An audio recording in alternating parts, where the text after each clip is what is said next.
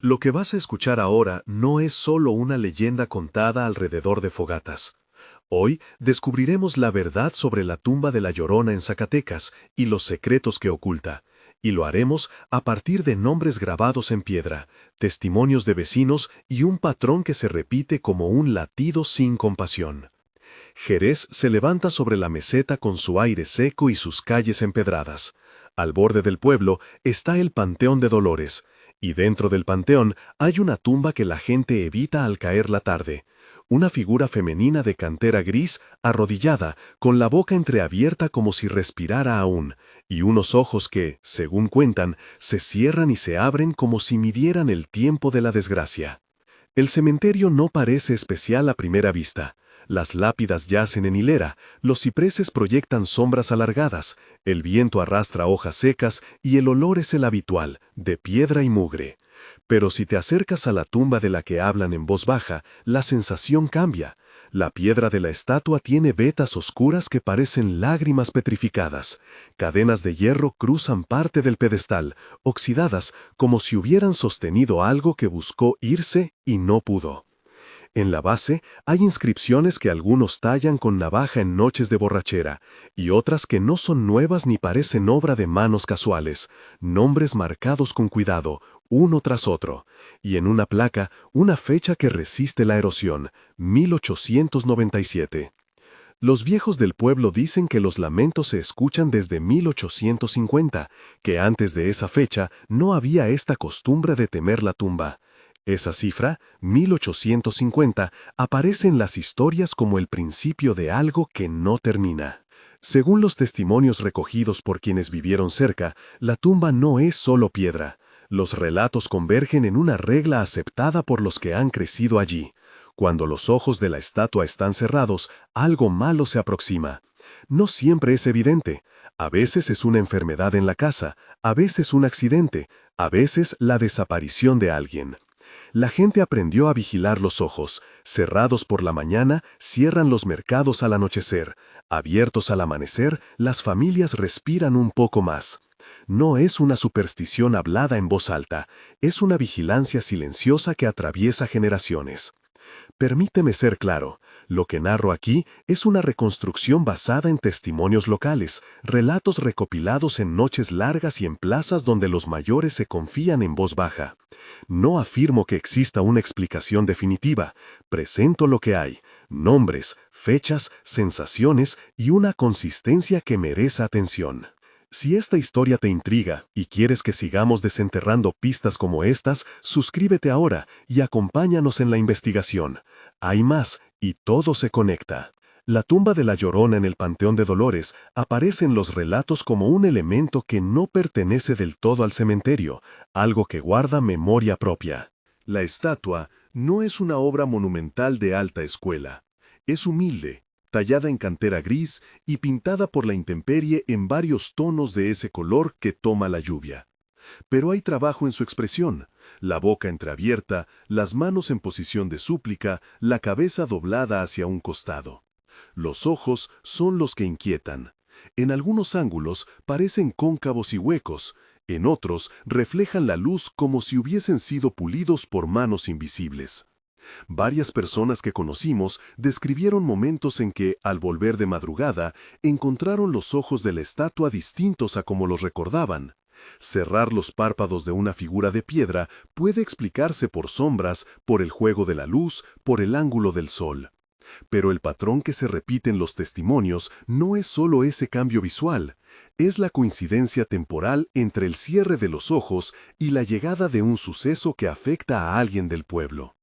En las noches en que se escuchan las cadenas, dicen que siempre se oyen antes de que los ojos se cierren, los perros no ladran, o ladran y después se callan. Los gatos desaparecen de los tejados, los niños se recogen antes y las viejas colocan agua bendita en los umbrales.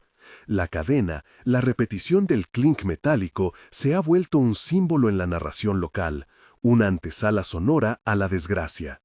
Hay quienes relatan que la estatua pareciera moverse un centímetro cada vez que se escucha ese sonido, un gesto tan leve que solo puede notarse si se mira con atención. Tal vez sea la idea colectiva que imagina movimiento porque prepara el cuerpo para el miedo. Tal vez no. Carlos vivía cerca del Panteón. Era un hombre de mediana edad, trabajador, mecánico en el taller del pueblo, de voz grave y manos que olían a aceite y tierra. Había sido criado por su abuela, una mujer que aún mantenía costumbres de antaño, rezos nocturnos, velas en los aniversarios, respeto a los cementerios. Según la abuela, la casa de Carlos se encontraba en la ruta que bordea el cementerio. Muchas tardes su nieto pasaba por ahí para llevar piezas o para regresar al taller. Carlos no era de los que cuenta historias de fantasmas, más bien burlaba las supersticiones con chistes y apodos. No creo en fantasmas que no paguen boletos, le gustaba decir a quienes bromeaban con él. Pero la incredulidad no hace invulnerable al misterio. La noche que cambió la vida de Carlos fue una de lluvia leve y un aire que se pegaba a la piel. Era octubre, mes en el que en Jerez la luz cae más temprano y las sombras se juntan con el frío. Él regresaba en su camioneta de un viaje a la ciudad cercana. Tenía una carga de piezas y facturas en la guantera. A mitad de camino, el motor empezó a perder fuerza, primero un titubeo, luego un apagón lento. Intentó reencenderla. Nada. El tablero quedó con una luz roja parpadeando. El teléfono, que en la ciudad había funcionado, mostró barras vacías. Se quedó varado justo frente a las rejas del Panteón de Dolores, las puertas de hierro cerradas y la silueta de la estatua difusa tras la malla. Lo que cuento es la reconstrucción de la escena, armada con la versión de testigos que hablaron con quienes recogieron a Carlos esa noche y con fragmentos de recuerdos que sobrevivieron en la vecindad. Según esas voces, cuando la camioneta se apagó, la noche pareció tragarse los ruidos. Ningún coche, ningún insecto, solo el viento insistente en las hojas. Entonces alguien, o algo, apareció entre las rejas. Una figura blanca, dicen, que no se movía como una humana normal. Su ropaje suspiraba como tela empapada. No hubo pasos sobre la tierra, sino un deslizar que no marcaba huellas. La puerta principal del panteón, que durante años había permanecido cerrada por costumbre y seguridad, se abrió sola en cuanto la figura se posó frente a ella. La bisagra no chirrió, fue más como si el metal decidiera ceder. Carlos, según reconstrucción, aseguró haber sentido una presión en el pecho, una mezcla de frío y un olor metálico que recordó a sangre vieja o a lluvia en canalones de hierro. Al otro lado de las rejas, la estatua se recortaba contra la penumbra, y sus ojos, en ese momento, estaban abiertos. En el óvalo de piedra había algo que algunos describieron como brillo húmedo. Él dijo, y aquí la voz de su abuela tiñe la narración, que la mujer de la estatua movió la boca como para hablar, y que escuchó un llanto que no parecía humano del todo. Largo, modulante, como si llevara dentro nombres que ya no se pronunciaban en el pueblo. «Te llamaré por tu nombre», dijo alguien, según cuenta un vecino que esa noche caminaba cerca del panteón y que mantuvo la distancia porque el cuerpo le temblaba. «No corras, ven». La voz lo llamó por nombre a él también, afirman, no solo a Carlos. En la reconstrucción, la figura avanzó y en algún punto entre la reja y la estatua algo chocó. Cadenas que arrastraron sobre la piedra, un sonido que resonó en la noche con una musicalidad seca. Las cadenas no estaban en el pedestal cuando los vecinos revisaron al amanecer. Dicen que parecían haber sido arrastradas fuera y luego regresado. Algunos sostienen que la estatua las llevaba como un adorno o una condena. Carlos huyó. La descripción de su escape es abrupta y breve en las fuentes.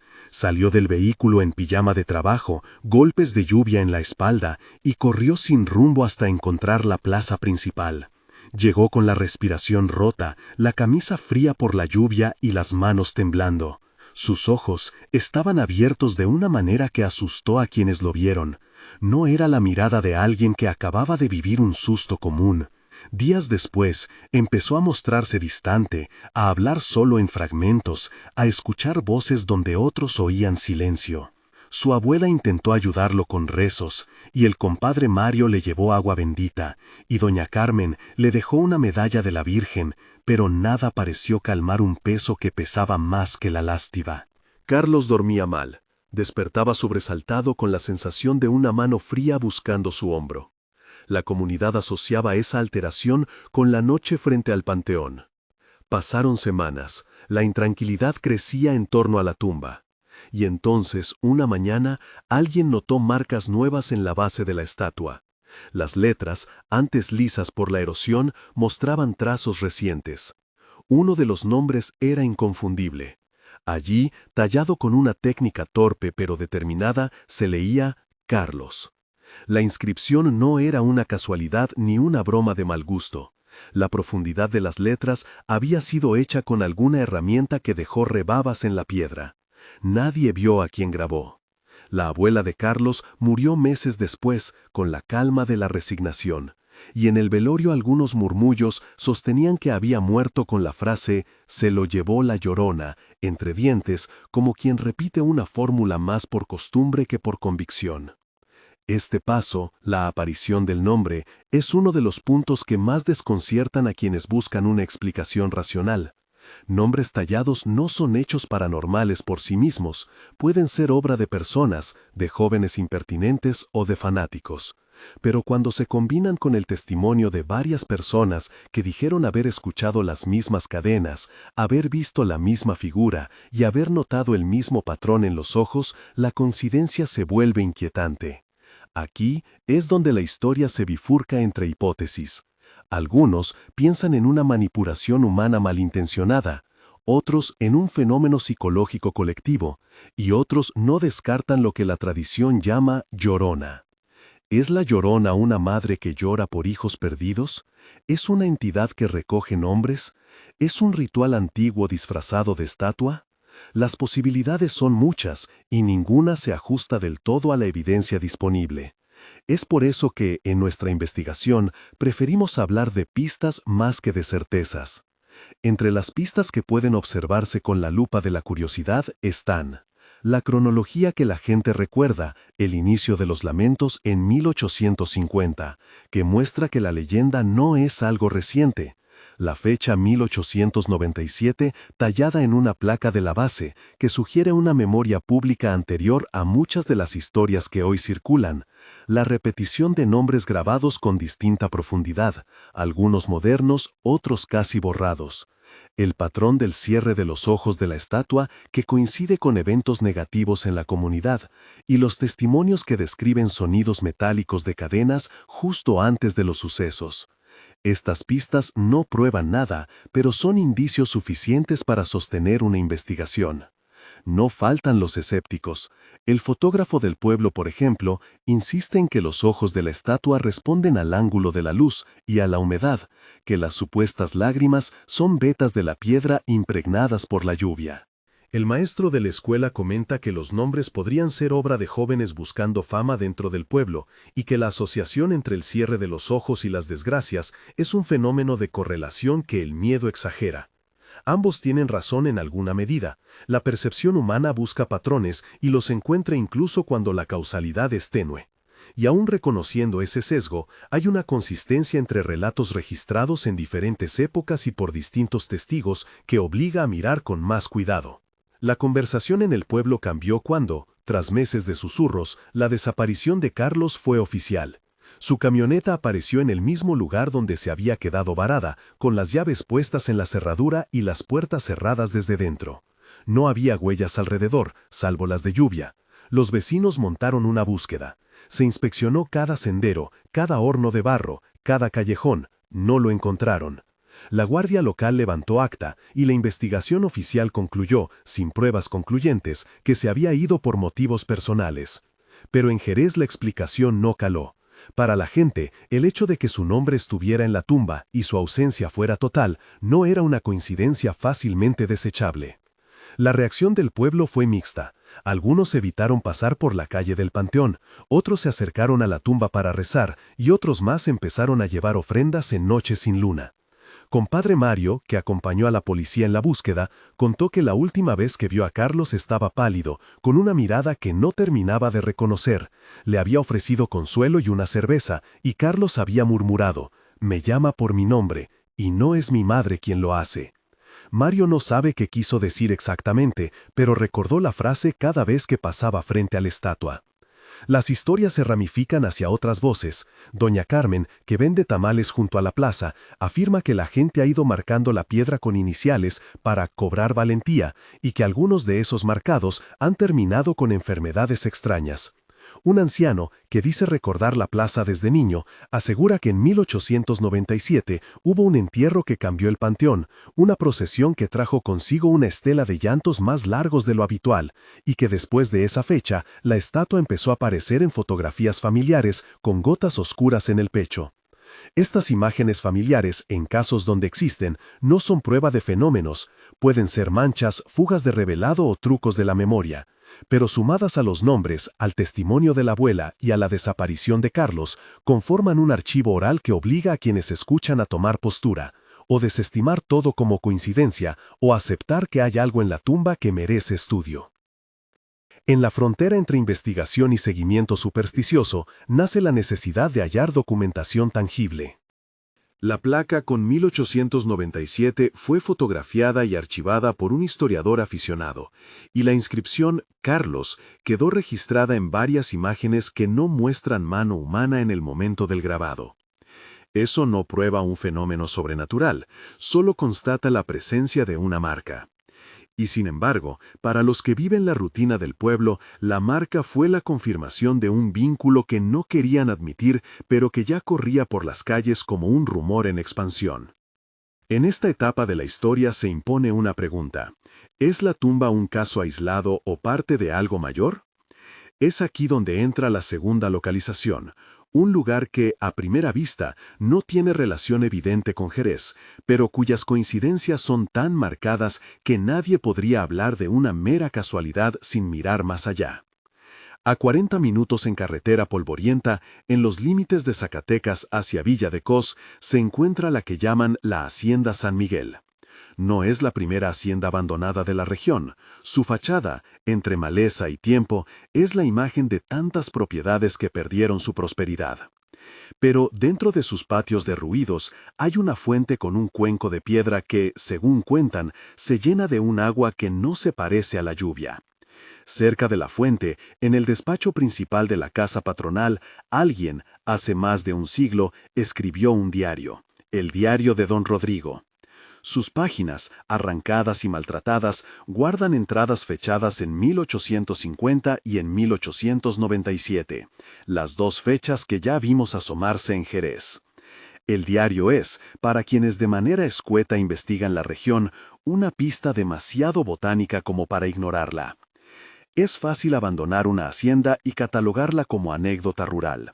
Es más difícil aceptar que varias de esas anécdotas comparten símbolos: agua que no se acaba, escritos que anuncian retornos, voces que llaman por el nombre. La presencia del diario y de la fuente pone sobre la mesa una red de correspondencias que merece una lectura más atenta. Si en Jerez la tumba marcaba nombres, en San Miguel, según el diario, los nombres aparecían en la tinta y en la memoria de los sirvientes. Don Rodrigo, hombre de la casa, registró entradas que son a la vez cotidianas y perturbadoras. Anotar trabajos con los peones al amanecer y al final de la página, en letra temblorosa, apuntes sobre una fuente que se llenaba sola a medianoche y un líquido oscuro que no perfumes ni reflejos convencionales podían explicar. Hay, en esas páginas, una sensación de descenso, la vida normal que se contamina de algo más denso, una obsesión que crece. No voy a adelantar aquí el desenlace de la hacienda. Lo que sí puedo decir es que la existencia del diario y su relación con las mismas fechas que aparecen en la tumba obliga a plantear hipótesis que exceden a la mera superstición local. Tal vez se trate de coincidencias cronológicas. Tal vez las fechas fueron reutilizadas por leyendas que viajan con la gente. Tal vez hay una estructura simbólica, una tradición que usa agua y cadenas como metáforas de luto y castigo. O tal vez hay algo más. Por ahora solo contamos con pistas, las inscripciones en piedra, las entradas en papel y el relato que une escenas. Ojos que se cierran, cadenas que suenan, voces que pronuncian nombres, objetos que parecen anclar recuerdos.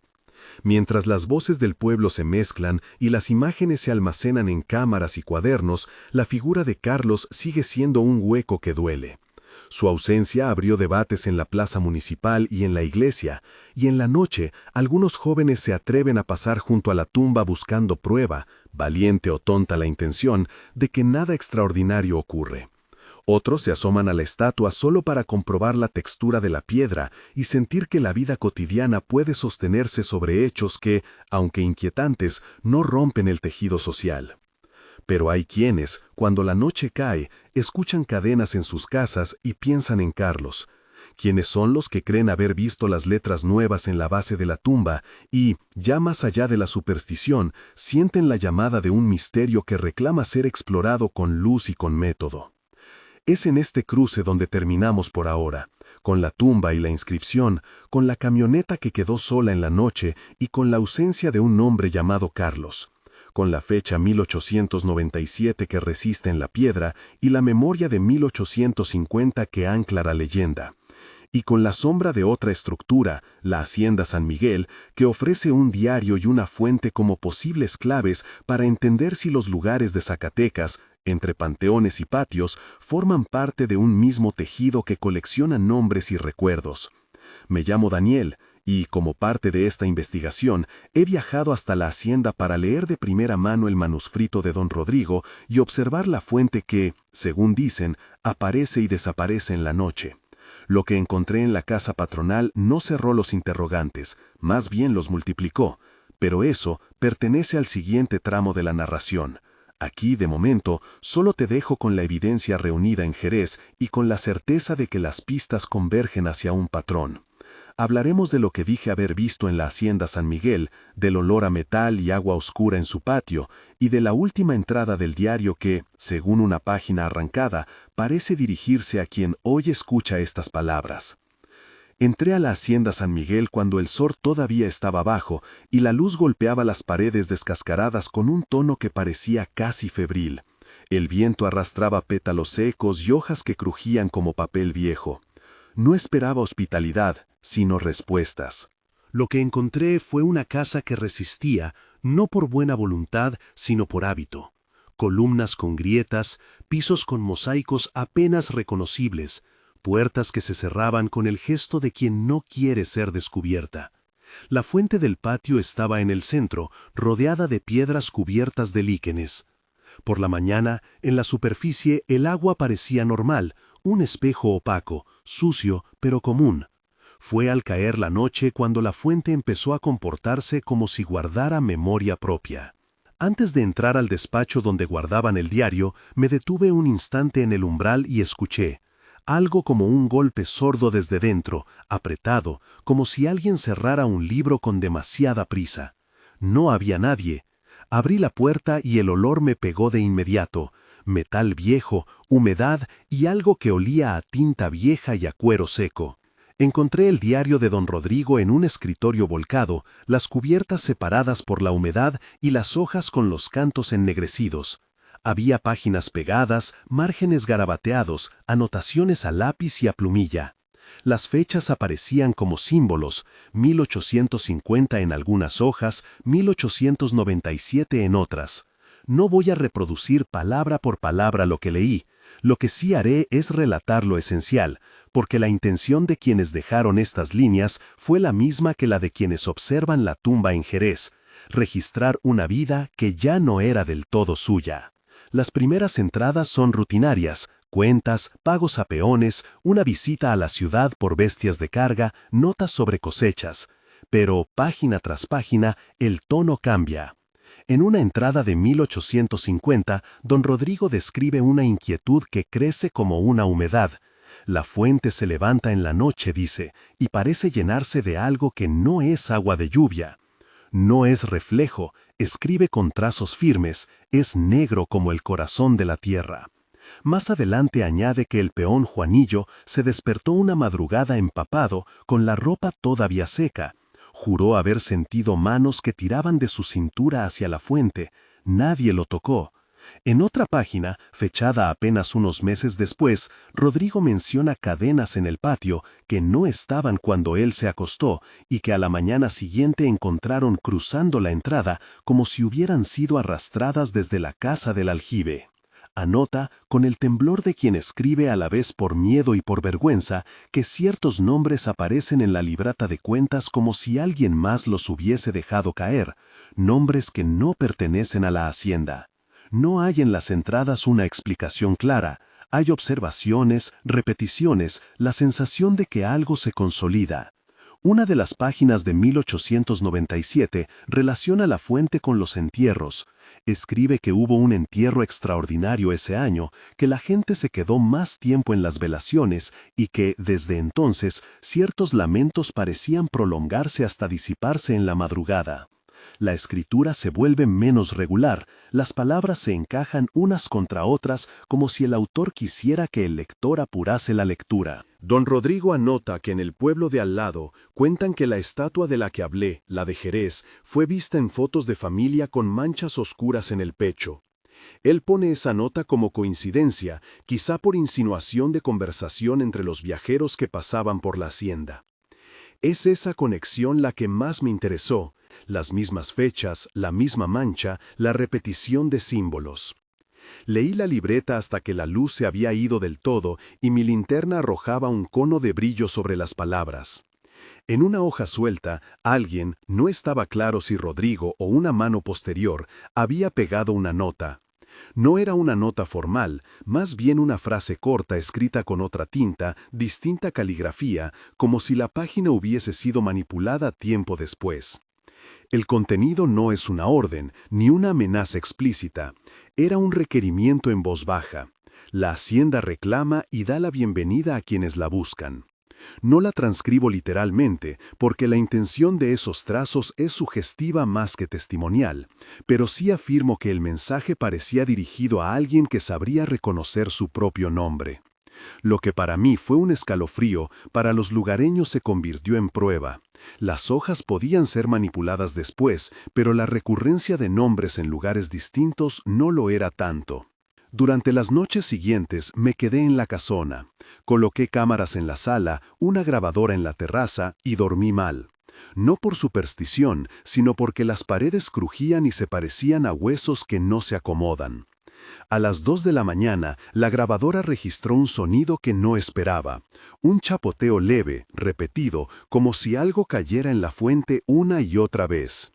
Me levanté y fui al patio con la linterna. La superficie de la fuente reverberaba en pequeños círculos y a la luz blanca el agua tenía un brillo que no conseguí definir, una opacidad que hacía pensar en aceite viejo o en tinta diluida. Toqué el borde de piedra, la humedad estaba fría y sabía a metal. No había insectos alrededor, no había rastro de nadie que hubiera dejado algo en el cuenco. Solo esos círculos concéntricos y un silencio que parecía contener palabras. En los días posteriores a mi estancia, revisé las páginas del diario con calma y comparé lo que había leído con testimonios orales. Hablé con una mujer que trabajó en la hacienda hasta que la cerraron, una señora que hoy vive en una casa a las afueras con las manos quedas de tanto lavar. Me contó que de joven vio cómo ciertos trabajadores nocturnos bajaban al patio con una vela, que algunas veces se quedaban horas mirando la fuente, como si esperasen la aparición de algo. Otros, me dijo, simplemente desaparecieron del campo de trabajo y no regresaron a reclamar salarios ni a pedir ropa. Su voz no era melodramática, era una voz de quien ha hecho del silencio un refugio. Estas narraciones, como las de Jerez, son fragmentos que ensamblados forman un patrón inquietante. Durante una de las noches más frías, mientras examinaba una hoja que parecía un borrador con nombres anotados en los márgenes, noté algo nuevo. Junto a una anotación sobre un trabajador que había dejado de asistir, alguien había escrito, con letra torpe, un nombre que reconocí porque ya lo había visto en otra parte. No lo copio para no alterar la percepción del lector, pero sí puedo decir que la presencia de nombres compartidos entre la libreta y la piedra de Jerez no era una casualidad menor. En varias páginas, debajo de la fecha 1897, había listas de apellidos. En una nota al margen, la palabra vuelven se repetía, pero no como declaración, sino como una observación resignada. No tardé en comprender algo que ya sospechaba. La hacienda y la tumba no eran dos accidentes aislados, sino nodos de una trama simbólica.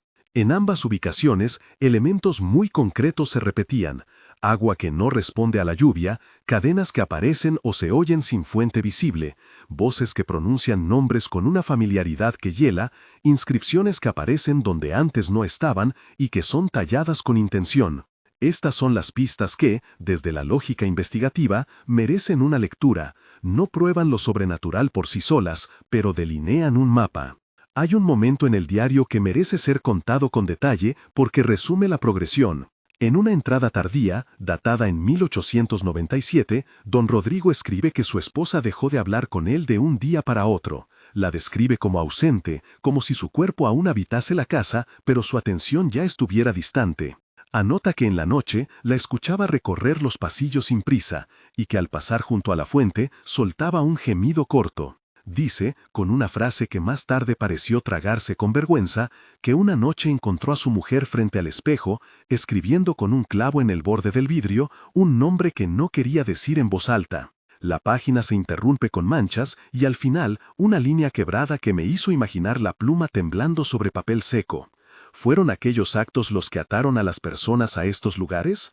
¿O fue el lugar quien devoró la voluntad hasta que se escribió solo lo inevitable? Quienes me ayudaron a interpretar estos textos insistieron en dos posibilidades opuestas: que se tratara de rituales antiguos practicados a escondidas por gente que buscaba controlar la muerte o retener nombres, o que fueran fenómenos socioculturales, producto de una psique colectiva que proyecta sobre los lugares su miedo a la pérdida. La primera hipótesis sugiere intención deliberada, alguien usando símbolos, agua oscura, cadenas, inscripciones, para marcar y atraer. La segunda, sin intención conspirativa, habla de contagio emocional, la idea de que un nombre inscrito es una prueba que induce a otros a actuar en consecuencia, a mirar, a buscar, a escribir también, y así el ciclo se retroalimenta.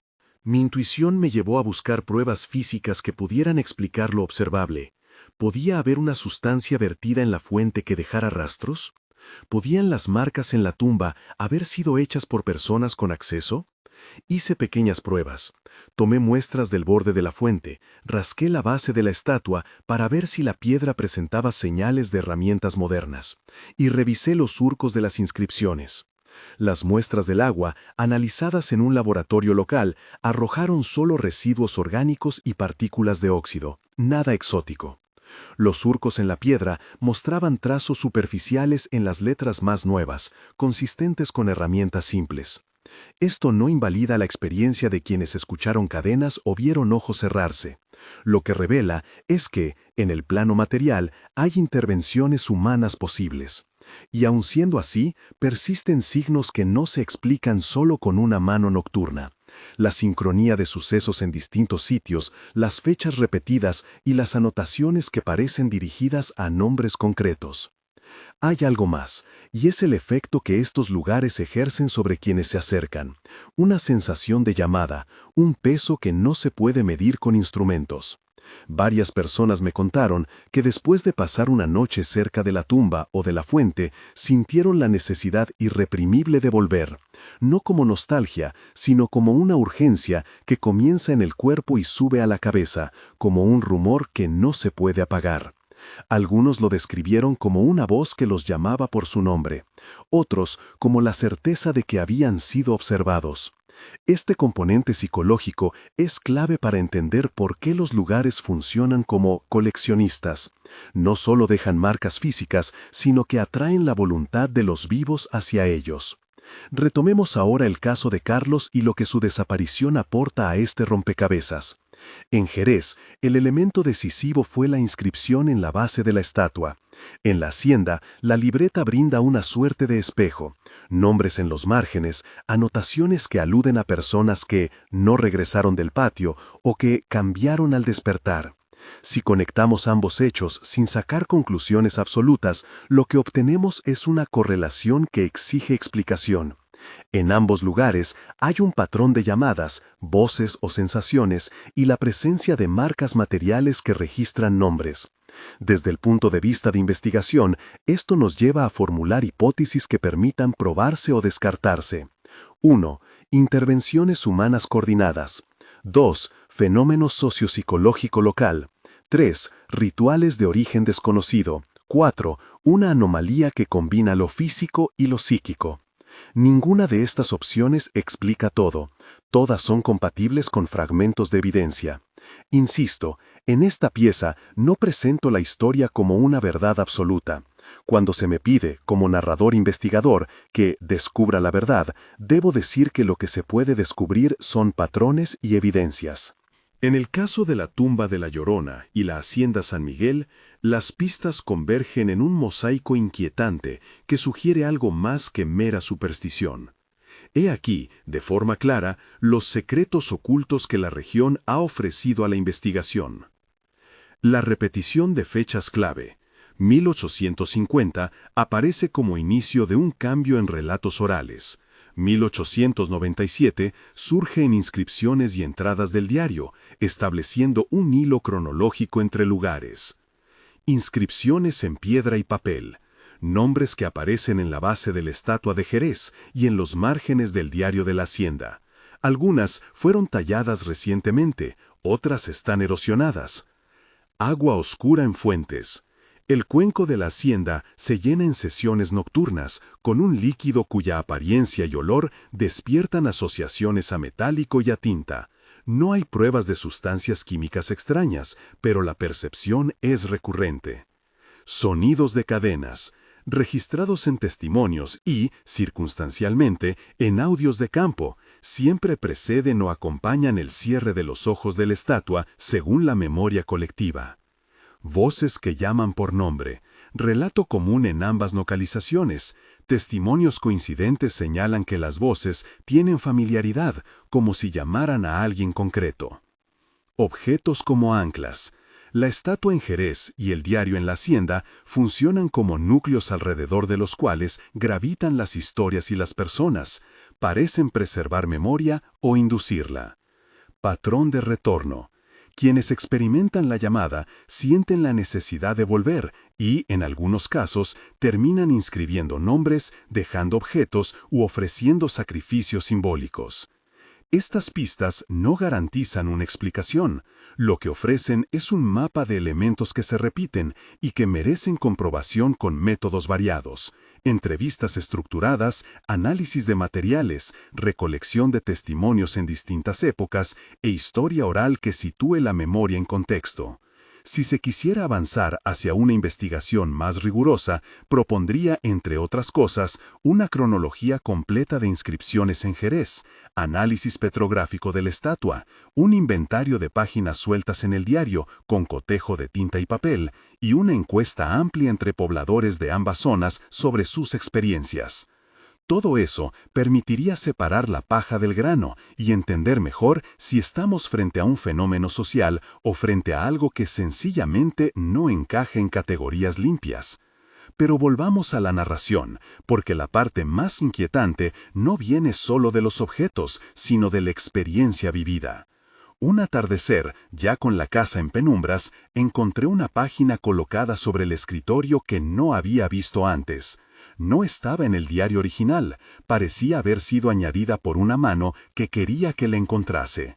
En ella había una línea breve escrita con una tinta reciente y una letra que, si bien no era idéntica a la de don Rodrigo, imitaba su torpeza. La frase no es exactamente la que algunos contaron en voz baja en la plaza de la hacienda. Era una variante, una bienvenida que implicaba retorno. Al leerla, sentí un tirón en el pecho, como si una cuerda invisible me pidiera rendir cuentas. Guardé la página. No la llevé a la policía ni la mostré a todo el pueblo. Preferí, en ese momento, que ella fuera testigo de mi propia duda. A partir de entonces noté cambios sutiles en mí. No era paranoia, era un corrimiento de apetito. Pensaba en la fuente más de lo que me parecía razonable. Soñaba con escribir mi nombre en piedra. Más que miedo, tenía una curiosidad que ardía. Esto es relevante porque me confirmó que el efecto no es solo de los que han vivido la tragedia. Los investigadores también somos vulnerables a la atracción. Reconozco esto aquí porque la transparencia es un principio de trabajo. Si en la narración de lo que encontré omito mi propia implicación, estaría falseando la escena. Mi experiencia muestra que el lugar tiene un poder de succión que merece ser estudiado con distancia. Un día volví a Jerez con copias de algunas páginas del diario y fotografías de la fuente. Las mostré a compadre Mario y a doña Carmen. Sus reacciones fueron de reconocimiento inmediato. Al ver ciertos apellidos, Mario frunció el ceño. Doña Carmen cruzó las manos como si rezara. Ambos recordaron a trabajadores, amigos, ausentes. Les pregunté si querían acompañarme a la tumba esa misma noche. Dijeron que no. La mayoría de la gente del pueblo tiene una relación con la tumba que es de respeto y de miedo, no de curiosidad profesional. Los que se dicen valientes lo hacen en voz baja, y algunos han terminado arrepintiéndose. Antes de terminar mi investigación de campo, visité la tumba al atardecer. La estatua estaba allí, calcada por la misma piedra y con su boca entreabierta. Me detuve frente a la base, encendí una linterna y observé las inscripciones. Había nombres nuevos y otros que se leían apenas. Tomé fotografías. Al revisar las imágenes, amplié hasta cuando la luz parecía difuminar el contorno de los ojos, y al hacerlo, noté detalles que me obligaron a respirar hondo. En la superficie del ojo había un brillo húmedo que se repetía en ciertas fotografías antiguas entregadas por vecinos, coincidencia que ya había señalado antes. En mi foto más reciente, observé, como si alguien hubiese querido marcar mi visita, una letra mínima rayada en la esquina del pedestal, apenas visible con luz rasante. No sé si alguien lo agregó tras mi partida, o si siempre estuvo y simplemente no la vi.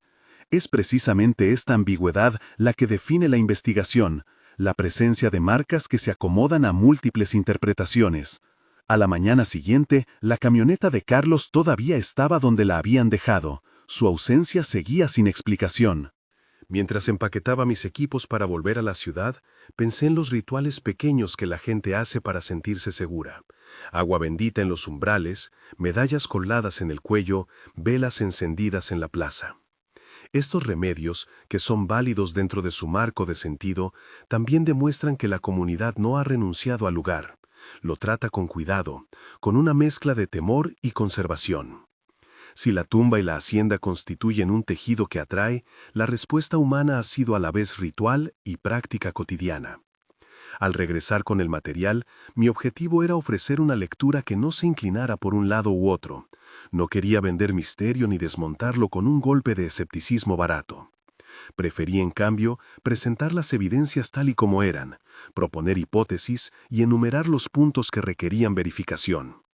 También dejé abierta la posibilidad más inquietante, que algunos lugares funcionen por motivos que la ciencia aún no entiende, como depósitos de memorias que operan sobre la psique colectiva.